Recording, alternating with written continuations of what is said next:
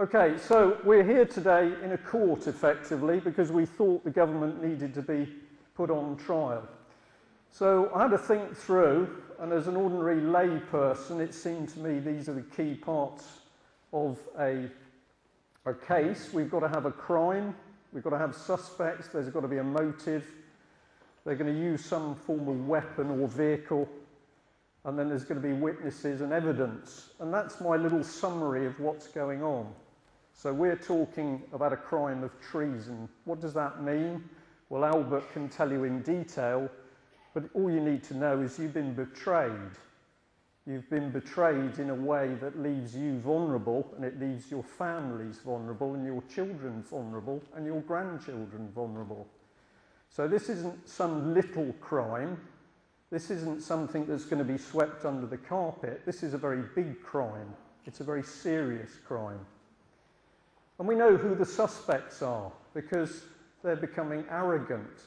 They're parading around in front of us. They fiddle their expenses. They have second homes, and then they laugh about it. I actually think they've been duped, but we'll come back to that. But their motive, what is it? Money? It's always money initially, and after money, when you've got so much money you can't really use anymore, you have to go to the next level, which is a hunger for power. And that's where Mr. Blair is at the moment. He wants power. Mrs. Blair wants the houses and the money. He wants the power. And what are they doing? Well, what they're doing with their hands, they're not saying with their mouth. They're lying to us. They're deceiving us. It's subversive. It's all in the shadows. And they're attacking us in a number of areas: economic, political, socially. And that's why life isn't fun anymore. It's getting hard work, because they're making an impact. Witnesses, well, there's millions of us, because we're living it. We're seeing the results day by day. And my father's just turned 90, and he's doing pretty well for a 90-year-old, but he said to me about 18 months ago, "Brian, do you think people have changed?"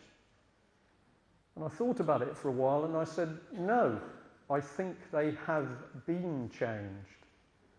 I don't think we've changed as people accidentally. I don't think youngsters get drunk through an accident. It's the fact that our whole society's been destabilised. So I said to him, I think that people have deliberately been changed. And I certainly think it now, having discovered common purpose. Is the evidence there? Well, the basic problem's there's too much. I couldn't bring all the boxes of papers with me, and if I brought them, I couldn't show them to you. I just can't get through them all. So we had a big problem saying, what are we going to cover in the conference?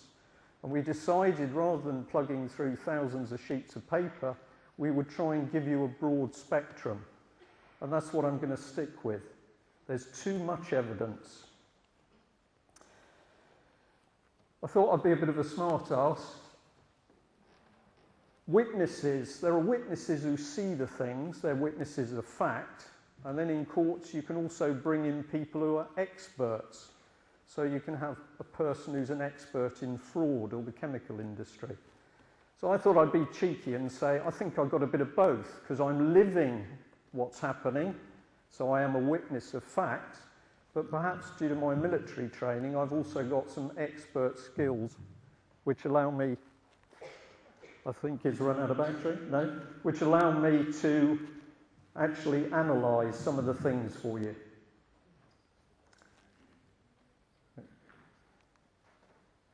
Okay, if you want evidence, we can get some of it in the UK column. If you go onto the website CP Exposed, there's hundreds of documents, and there's soon going to be another update, but you can go on what do they know. You've only got to put in common purpose on the internet now, and you'll find tons of information. So the evidence is pretty easy to find. Now I want to just get this business of people. I often say to the audiences, you're all nice, and I look around at the faces and make sure you're all nice. There's one or two of you probably not. But around us in history, there's been some pretty nasty people. And there have been nations and groups of individuals that want to invade this country, whether it's the French, lovely people, of course, or the Spanish, or the Germans, or then we've got political categories like communists and fascists. And those last two are words that people hide in, because if you note at the moment, all of the media are running around screaming fascist, BNP fascists. We have anti-fascist, anti-Nazi league. But it's very interesting that if you go to Nazi or fascism and you go to communism, the root's the same. It's Marx. I don't want to get into the heavy side. It's a fact. It's easy. One takes you left in the circle, one takes you right, you end up at the same place. So when you start to see these names being bandied around, just think of a guy called Karl Marx who helped start it all. Who funded him? So here's subversion. You're not going to attack somebody openly. You are going to do it in the shadows, in the dark. You want to slip the knife in and the people don't even realise they've been knifed. You want to get the vaccine in and they don't even realise they've had the jab, but they've got the flu. So you're going to do everything that you can in a hidden, deceitful way.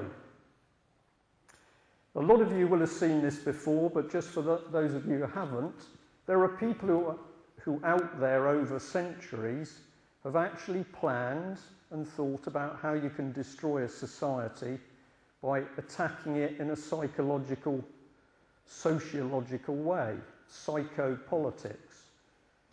And the Russians or the Soviets were very good at looking at this, and the bit down here in red, to produce chaos in the culture of an enemy.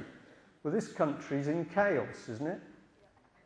You know it. I know you know it, so I'm not going to dwell on it. But it's a fact. If you talk to people in the pub, they're always complaining about something doesn't work.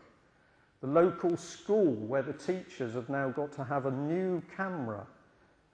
When they go out on trips with the children, they've got to have a special, sorry, not a camera, a special mobile phone that doesn't have a camera. So what the local education authority is saying to the teachers at the school, we think you're paedophiles. But the teachers are going to get that phone because they've been told to do it. And it's interesting what John said about saying no. So here we've got the sign of people who are prepared to attack us by doing nasty, devious things with our minds. We've got to know about the Frankfurt School, because this is one of the early schools in the 1920s where psychiatrists and psychologists came together to learn the techniques. What can we do to mess up people's minds? What did you do at work, darling? Well, I spent the morning before coffee working out how to make somebody temporarily insane. Nice, but these people exist.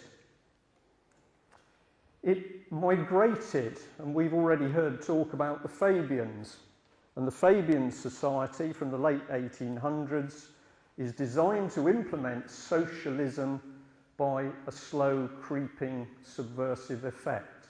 And that's why you've got many MPs, particularly in the Labour Party, who are full-time Fabian members, but they never tell you. And of course, good old Tony the Blair was chairman of the Fabian Society. And in this stained glass window, here's the men hammering the world into the shape of their choice. They're not going to ask you because you're just cattle.